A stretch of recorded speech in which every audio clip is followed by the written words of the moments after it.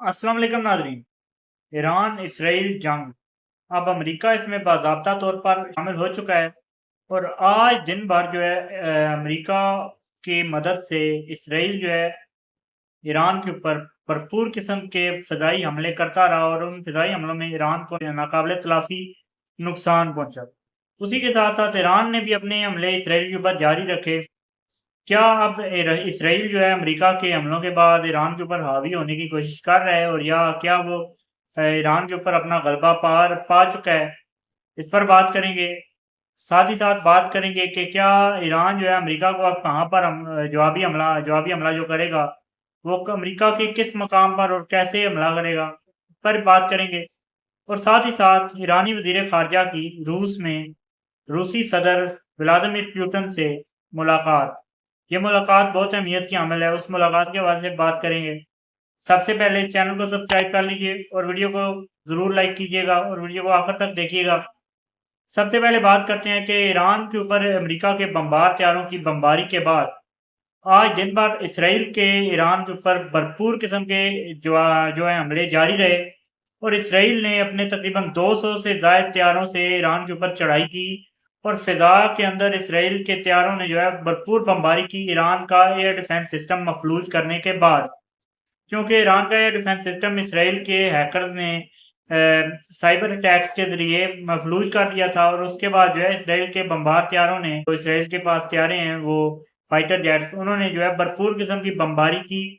जिससे जो अब जो है एक और जो इसमें एक अच्छी खबर ये भी है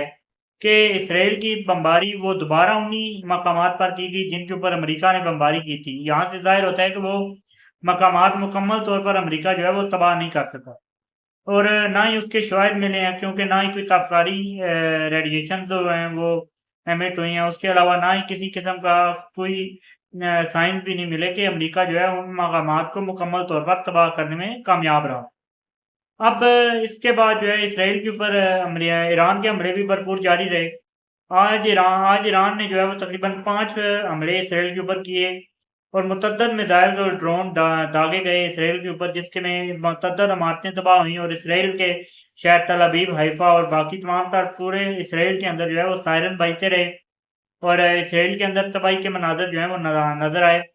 लेकिन इसराइल के भी ईरान के ऊपर जो है भरपूर हमले जो हैं वो जारी हो चुके हैं। पहले से ज़्यादा भरपूर और पहले से ज़्यादा ताकतवर हमले जो हैं इन्हें आप कह सकते हैं जो अब इसराइल जो है ईरान के ऊपर कर रहा है। चूँकि इसराइल को अमेरिका की टेक भी हासिल हो चुकी है और इसराइल जो है अमेरिका की भरपूर तर हमायत के साथ ये तमाम तर कार्रवाइयाँ कर रहा है और अब इसराइल का जो है वो झिझक उतर चुकी है और इसराइल ईरान के ऊपर भरपूर हमले कर रहा है। लेकिन अब बात ये है कि ईरान जो है अमेरिका के हुई हमलों के बाद चुप नहीं बैठेगा, बल्कि ईरान ने अब अमेरिका के तमाम तर मफादात के ऊपर हमले करने का ऐलान कर दिया है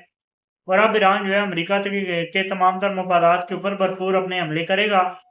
और उन हमलों में अंदर अमेरिका के मफादात को नुकसान पहुंचाया जाएगा। साथ ही साथ रूसी सदर व्लादिमीर पुतिन की मुलाकात ईरानी वज़ीर ख़ारिजा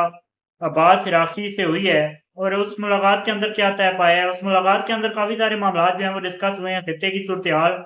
ईरान इसराइल जो अब अमेरिका भी उसमें कूद पड़ा है, वो उस जंग के हवाले से भी तमाम तर मामलात जो हैं वो डिस्कस हुए हैं और रूस ने ईरान के साथ मुकम्मल मुत्तहिद और खड़े होने का ऐलान किया और रूस जो है वो ईरान के साथ खड़ा हो चुका है। साथ ही साथ रूसी सदर व्लादिमीर पुतिन के साथ मुलाकात में ईरानी वज़ीर ख़ारिजा ने सदर पेज़ेश्कियान की नेक ख्वाहिशात जो हैं वो सदर पुतिन तक पहुँचाई हैं और साथ ही साथ सुप्रीम लीडर का ख़त भी जो है वो पुतिन को दिया है और उस ख़त में जो है क्या हो सकता है ये अब वक़्त ही बताएगा। और लेकिन अब मेन चीज़ ये है कि ईरान जो है इस रूस के साथ अब मुत्तहिद हो चुका है, साथ ही साथ शुमाली कोरिया और अब एक और बात, अब अपना हरमज़ को बंद करने के हवाले से ईरानी पार्लियामेंट ने मंजूरी दे दी थी और उस मंजूरी के बाद जो है ये तमाम तर जो ममालिक हैं उनके जहाज़ वहाँ पे रोके गए हैं और अब अभी बाज़ाब्ता तौर पर उस अपना हरमज़ को जो है बंद तो नहीं किया गया, लेकिन वो मंजूरी हो चुकी है। फिर उसके बाद अमेरिका जो है वो एक्शन में आया और अमेरिका ने चीन के साथ राब्ता किया और चीन को कहा है कि आप जो है ईरान को समझाएं